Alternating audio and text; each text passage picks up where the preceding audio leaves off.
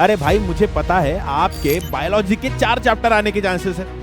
कौन से चैप्टर है, जैसे कि यहाँ पर प्लांट क्लासिफिकेशन, उसके बाद energy flow in an ecosystem, उसके बाद जो होता है harmful and useful microbes, useful and harmful मैक्रोब्स, and उसके बाद इन्वायरमेंटल मैनेजमेंट। अब देखा जाए तो ये चैप्टर बहुत ज्यादा इजी है, लेकिन भैया इसके अंदर भी अगर मुझे ऐसे इंपॉर्टेंट टॉपिक मिल जाए ना, हा मजा आ जाए। तो टेंशन क्यों ले रहे हो भाई, वही तो डिस्कस करने वाले हैं ये वीडियो के अंदर। और भाई 9th क्लास वालों, मुझे तो आपकी फीलिंग समझ में आ रही है भाई कि है ना, अभी जो है सर मिड टर्म आ गए हैं, सिलेबस आधा आने वाला है।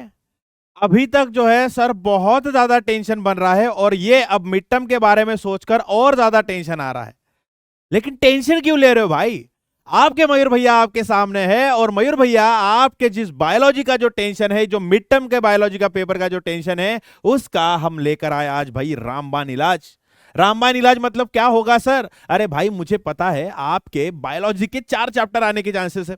कौन से चैप्टर है, जैसे कि यहाँ पर प्लांट क्लासिफिकेशन, उसके बाद energy flow in an ecosystem, उसके बाद जो होता है harmful and useful microbes, useful and harmful मैक्रोब्स, and उसके बाद इन्वायरमेंटल मैनेजमेंट। अब देखा जाए तो ये चैप्टर बहुत ज्यादा इजी है, लेकिन भैया इसके अंदर भी अगर मुझे ऐसे इंपॉर्टेंट टॉपिक मिल जाए ना, हा मजा आ जाए। तो टेंशन क्यों ले रहे हो भाई, वही तो डिस्कस करने वाले हैं ये वीडियो के अंदर। सो टेंशन मत लो, मयूर भैया आपके लिए पूरे के पूरे जो है यहाँ पर मोस्ट इंपॉर्टेंट जो टॉपिक है, कहां से कितने मार्क का कैसा क्वेश्चन आ सकता है, वो सारा का सारा डिस्कस करेंगे इस वीडियो के अंदर। सो भैया लास्ट तक देखना, बहुत ज्यादा इंपॉर्टंट है, ठीक है?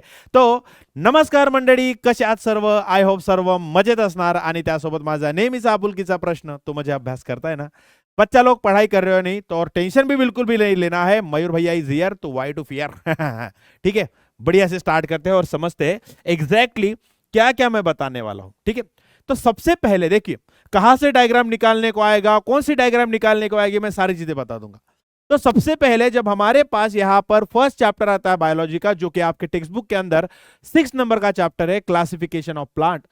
आता या क्लासिफिकेशन ऑफ प्लांट वरून तुम्हाला कुठल्या टाइपचे कशा प्रकारचे क्वेश्चन विचारले जाते ते मी सांगतो, ठीक है? मोस्ट इंपॉर्टेंट बता रहा हूं, मैं ये नहीं कह रहा हूं कि यही क्वेश्चन आएंगे, मैं ये कह रहा हूं कि ये आने के चांसेस बहुत ज्यादा है। सो भैया इसको बहुत अच्छे से कर लेना। तो सबसे पहले जब मैं चलता हूं कि क्लासिफिकेशन ऑफ प्लांट के अंदर, सबसे पहले 5 किंगडम क्लासिफिकेशन का जो चार्ट है फर्स्ट पेज के ऊपर है।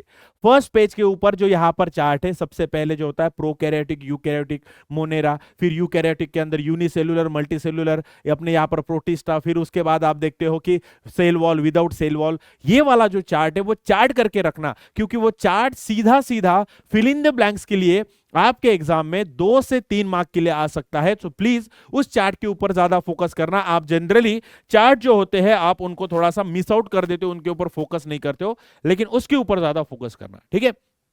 Second thing, give the difference between a cryptogams and phanerogams. Yes, cryptogams and phanerogams के बीच का डिफरेंस जो होता है वो आपका 2 मार्क्स के लिए आएगा, वो आपका 2 मार्क्स के लिए आएगा। तो वो क्रिप्टोगैम्स एंड फेनोरोगैम्स का मतलब जो होता है अपना गिव द डिफरेंस, वो इंपॉर्टेंट है। एंड उसके अंदर कौन से डिवीजन आते हैं, जैसे क्रिप्टोगैम्स के अंदर थैलोफाइटा, ब्रायोफाइटा, टेरिडोफाइटा, और फेनोरोगैम्स के अंदर जिम्नोस्पर्म, एंजियोस्पर्म, ये भी लिखना भूलना नहीं है। अब गिव द डिफरेंस यहां से आ रहा है, तो मैं और एक कह सकता हूं कि एंजियोस्पर्म के ऊपर क्वेश्चन जो होगा वो ये नहीं पूछा जाएगा कि एक्सप्लेन द एंजियोस्पर्म।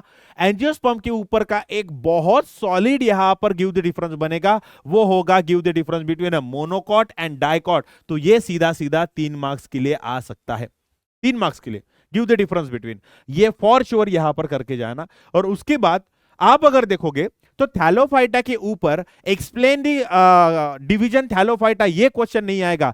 उसके जगह पर वहां पर गिव दी मतलब sorry draw the diagram of spirogyra, ये एग्जांपल आ सकता है, मतलब ये ड्रॉ करने के लिए आ सकता है। एंड उसके साथ लेबल, अब ब्रायोफाइटा से भी आने के चांसेस थोड़े से कम हो जाते हैं, क्योंकि ब्रायोफाइटा से लेबलिंग के लिए एक डायग्राम आ सकती है, वो हो सकती है फ्यूनेरिया की डायग्राम, है ना, जहां पर लेबल करने के लिए आएगा। लेकिन टेरिडोफाइटा एक हमारे पास फाइलम है, जहां सॉरी एक हमारे पास डिवीजन है जहां पर आपको लिखने के लिए आ सकता है, ठीक है? सो कैरेक्टरिस्टिक ऑफ डिवीजन ब्रायोफाइटा आ सकता है, जिसके ऊपर ब्रायोफाइटा का 1 मार्क का क्वेश्चन बनता है।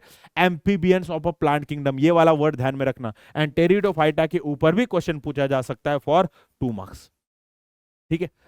सो इस तरह से जो होगा आप पूरा का पूरा जो होगा पेपर इसको प्रॉपर तरीके से कर लेना। ये मतलब ये टॉपिक कर लेना क्लासिफिकेशन ऑफ प्लांट वाले चैप्टर से, ठीक है। ये मोस्ट इंपॉर्टेंट है। डायग्राम एक बार ड्रॉ करके देख लेना स्पाइरोगायरा की आपके टेक्स्ट बुक में है, एंड उसके साथ फिनारिया की लेबलिंग भी देख लेना कि स्टॉक क्या होता है, कैप्सूल क्या होता है, वो सारी चीजें यहां पर देख लेना, बहुत इंपॉर्टेंट है, ठीक है। चलिए अब आगे बढ़ते हैं, नेक्स्ट चैप्टर देखते हैं, energy flow in an ecosystem.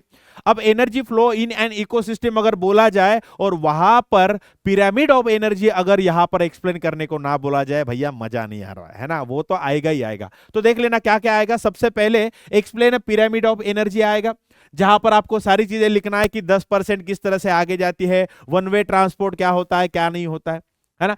And उसमें से आप अगर देखते हो तो यहां से एक गिव द साइंटिफिक रीजन बनने का एक चांस आता है एनर्जी फ्लो एंड इकोसिस्टम के चैप्टर के अंदर।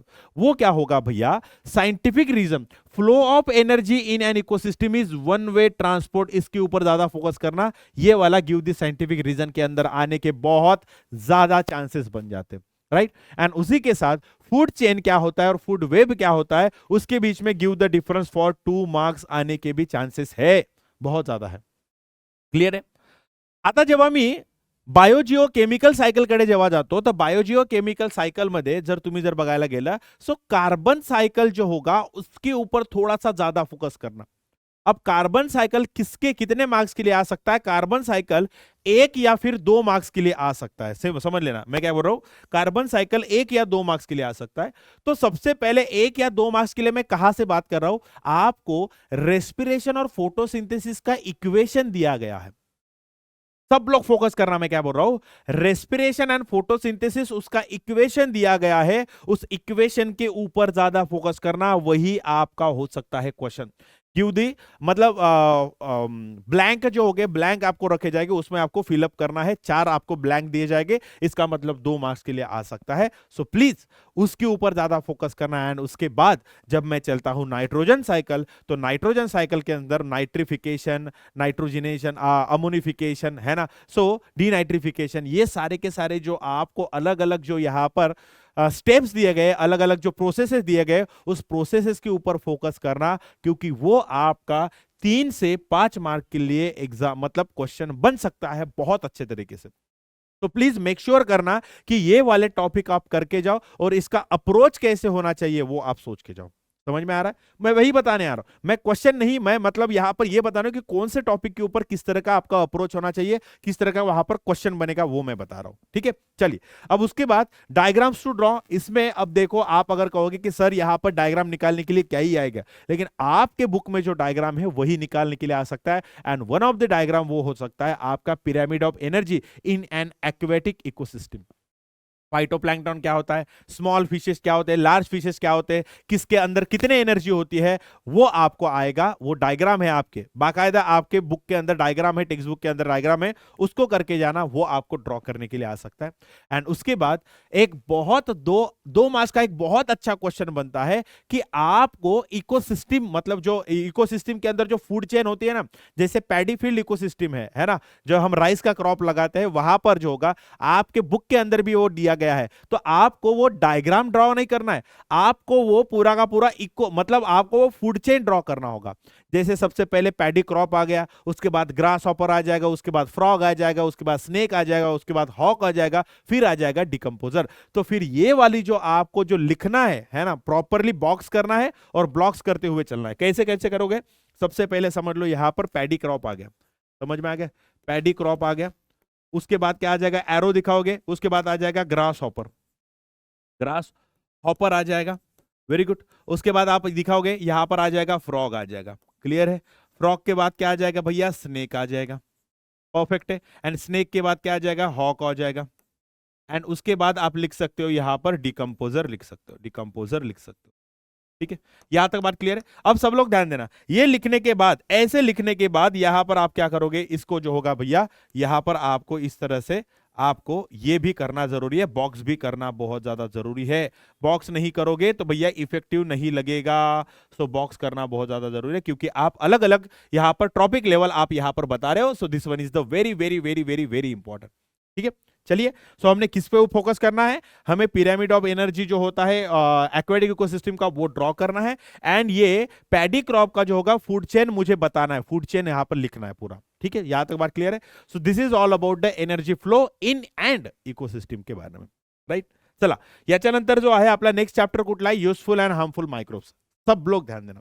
अब यूजफुल एंड हार्मफुल माइक्रोब्स के अंदर आप अगर देखते हो तो हार्मफुल माइक्रोब्स के ऊपर कहां से क्वेश्चन पूछा जाता है, हार्मफुल माइक्रोब्स के ऊपर जो पूरा का पूरा चार्ट दिया गया है ना, चार्ट, उस चार्ट के अंदर आपको यहां पर डिसीज दिया जाएगा, है ना, डिसीज दिया जाएगा, और डिसीज के बाद जो होगा कि वो उसका कंटेमिनेशन कैसे होता है और उसका प्रिवेंशन कैसा है, इसके ऊपर क्वेश्चन आएगा। ठीक है, समझ लेना। तो मैं क्या कह रहा हूं, हार्मफुल माइक्रोब्स का जो पूरा का पूरा टेबल है, जो पूरा का पूरा चार्ट दिया है, उस चार्ट को प्रॉपर तरीके से कर लेना, ईच एंड एवरी चीज, है ना। वो कंटेमिनेशन कैसे होता है और उसका प्रिवेंशन कैसे होता है, वही आपको पूछा जाएगा, डिसीज दिया जाएगा।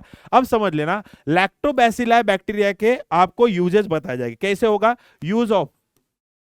यूजेस ऑफ लैक्टोबैसिलाई, है ना। और यहां पर क्या किया जाएगा भैया, आपको इस तरह से बॉक्स बनाया जाएगा और यहां पर आपको 4 इसके यूजेस बताना है, किसमें यूज होता है। फॉडर बनाने में यूज होता है, उसके बाद आप अगर देखोगे तो डेयरी प्रोडक्ट बनाने में यूज होता है, योगर्ट बनाने में यूज होता है। तो ये सारे के सारे 4 यूजेस आपको यहां पर देना है, बहुत बहुत बहुत ज्यादा जरूरी है। इस तरह का ही क्वेश्चन इसके ऊपर आएगा, राइट। उसके बाद give the scientific reason, rhizobium is a example of symbiotic relationship, right. So rhizobium किसके साथ रहता है, लेग्यूमिनस प्लांट के रूट्स के अंदर रहता है, वहां पर नोड्यूल बनाता है। तो रूट्स किस तरह से उसको हेल्प करता है, प्लांट किस तरह से हेल्प करता है, और राइजोबियम प्लांट को किस तरह से हेल्प करता है, ये होता है सिम्बायोटिक रिलेशनशिप, दोनों का भी फायदा। तो ये आपको यहां पर एक्सप्लेन करना है कि how the rhizobium is a example of symbiotic relationship. अगर आपने दोनों के भी यहां पर फायदे बता दिए तो बस हो जाएगा आपका आंसर। ठीक है, आंसर नहीं बताऊंगा मैं पूरा, है ना। और यहां पर इस चैप्टर में से, यूजफुल एंड हार्मफुल चैप्टर में से, एक गिव द डिफरेंस बनने का चांसेस बहुत ज्यादा होता है। और वो गिव द डिफरेंस कहां से आएगा, ब्रॉड स्पेक्ट्रम और नैरो स्पेक्ट्रम एंटीबायोटिक के ऊपर। कहां पर आएगा, ब्रॉड स्पेक्ट्रम और नैरो स्पेक्ट्रम एंटीबायोटिक के ऊपर। और जब मैं ब्रॉड स्पेक्ट्रम और नैरो स्पेक्ट्रम एंटीबायोटिक का लिखता हूं पूरा का पूरा, तो उसके एग्जाम्पल भी लिखना भूलना नहीं है। हमें एग्जाम्पल लिखना है तो लिखना ही। और थोड़ा सा एक चांस बन जाता है कि अलेक्जेंडर फ्लेमिंग का जो यहां पर एक्सीडेंटल डिस्कवरी ऑफ एंटीबायोटिक्स था, उसके ऊपर थोड़ा सा, मतलब वो किस तरह से एंटीबायोटिक बनता है वो आपको यहां पर हो जाएगा। एंड थोड़ा सा हो सकता है कि हार्मफुल माइक्रोब्स के एग्जाम्पल बता दो, तो ये आपको यहां पर आ सकता है ना। चलिए भैया, और यहां पर कोई भी डायग्राम ड्रॉ करने के लिए नहीं आएगी इस चैप्टर में से, बिल्कुल भी टेंशन नहीं लेना है। ठीक है, हाँ, एक हो सकता है, एक हो सकता है, जो फंगस की डायग्राम दी गई है ना, फंगस की डायग्राम, वो फंगस की डायग्राम आपको ड्रॉ करने के लिए आ सकती है, तो वो एक थोड़ा सा देखना, उसके चांसेस बहुत कम है, इसलिए मैंने लिखा है no diagram will come to draw. लेकिन वो फंगस का डायग्राम देख लेना कि किस तरह से वो यहां पर करता है इन्फेक्शन। ठीक है, चलिए, अब उसके बाद क्या है, लास्ट है अपना इन्वायरमेंटल मैनेजमेंट। अब इन्वायरमेंटल मैनेजमेंट बहुत लंबा चैप्टर है, जिसके अंदर सॉलिड वेस्ट अलग दिया गया है, जिसके अंदर डिजास्टर मैनेजमेंट अलग दिया गया है ना। सो ये बहुत लंबा है। उसके बाद फर्स्ट एड क्या होता है वो बताया गया। ये बहुत लंबा चैप्टर है, लेकिन टेंशन मत लेना, बहुत ईजी भी है। ठीक है, बहुत ज्यादा ईजी है। तो सबसे पहले एक गिव द डिफरेंस आ सकता है ना, वेदर और climate, sorry, give the difference किसके बीच में आ सकता है, वेदर और क्लाइमेट के बीच में हो सकता है कि कौन शॉर्ट पीरियड ऑफ टाइम के लिए होता है, कौन लार्ज एरिया में कव्हर करता है, वो सारी चीजें। आणि त्याच्यानंतर जे climate and weather related factors आहेत, जसं ह्युमिडिटी झालं, टेम्परेचर झालं, रेनफॉल झालं, विजिबिलिटी झालं, हे जे सर्वच्या सर्व गोष्टी आहेत, हे जे आपले क्लायमेट आणि वेदरला जे फॅक्टर कंट्रोल करतात, यांच्यावर येऊ शकतो give the factors which control the weather and climate, तो वो आ सकता है। ठीक है, उसके बाद एक्सप्लेन मेट्रोलॉजी, तो मेट्रोलॉजी किस तरह से काम करती है, इंडियन मेट्रोलॉजिकल डिपार्टमेंट क्या है, इंडिया मेट्रोलॉजिकल डिपार्टमेंट क्या होता है, किसने उसको इस्टेब्लिश किया, मेट्रोलॉजी के अंदर कितने यहाँ पर जो होते हैं मैप्स कितने निकलते हैं भैया, हर 24 आवर्स के अंदर 2-2 मैप निकलते हैं, वो क्या बताते हैं, किसको फायदा होता है, किस डिपार्टमेंट को फायदा होता है, एविएशन, एग्रीकल्चर, ट्रांसपोर्ट, इन सारी चीजें को आपको लिखना है।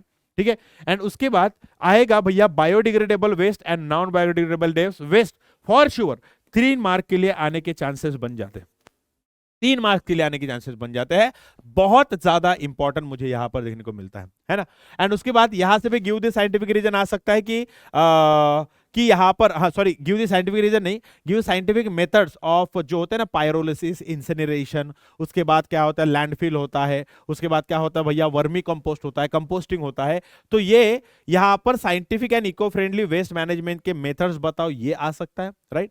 और डिजास्टर मैनेजमेंट की जब मैं बात करता हूं तो ऑब्जेक्टिव्स के ऊपर आ सकता है। आपको 5-6 ऑब्जेक्टिव्स दिए गए उस ब्लू कलर के बॉक्स के अंदर, तो वो देख लेना, वो ऑब्जेक्टिव्स आने के चांसेस बढ़ जाते हैं।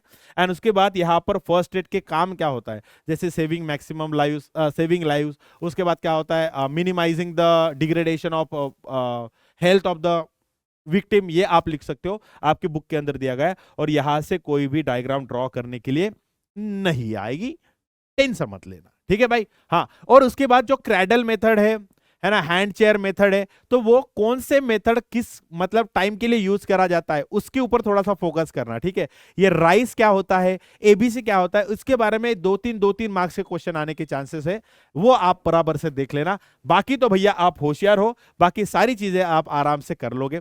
बस इतना ही कहूंगा, अपने ऊपर विश्वास रखो, तुमने करा है तो तुम यहां पर अच्छा तरीके से यहां पर एग्जाम दोगे, बिल्कुल भी डरने की जरूरत नहीं है, तुम्हारे अंदर काबिलियत है, तुम करोगे, खुद के ऊपर विश्वास रखो।